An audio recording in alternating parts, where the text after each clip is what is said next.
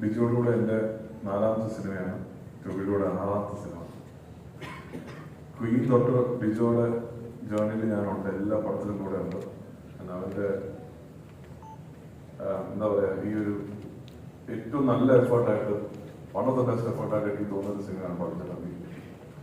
അതിൻ്റെ story inception തൊട്ട് ഓരോ സ്റ്റേജിലും സുരേഷ് അട്ടോടെയും ബിജുവിലൂടെയും പല പല ഡിസ്കഷൻസ് ഇരുന്നു. ആൻഡ് ഫൈൻഡ് ഔട്ട് കണ്ടപ്പം I think we have the best version. ഈ സ്ക്രിപ്റ്റിലുള്ള ഏറ്റവും നല്ലൊരു വേർഷൻ ഔട്ടാണ് ഇപ്പോൾ ഉള്ളത്. അതിൽ ടൊബിയും ബാക്കി എല്ലാവരും എടുത്ത എഫേർട്ടൊന്നും പറയാനില്ല, നിങ്ങൾ കാണുമ്പോൾ മനസ്സിലാവും.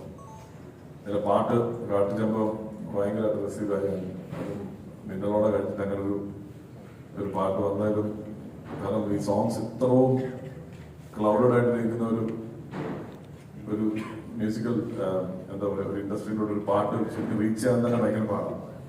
അപ്പോൾ ഈ സ്റ്റക്ക് ടു ദ റൂട്ട്സ് ആ കാലഘട്ടത്തിനും ആ സിനിമയ്ക്ക് ആവശ്യമായ ലിറിക്സും ഈണമൊക്കെ ഒത്തു വന്നു. ടൊബിയിലൂടെ എന്തോ ഒരു കൈൻഡ് ഓഫ് ഒരു സിങ്കും മാജിക്കും ഉണ്ട്, because all the songs have been working.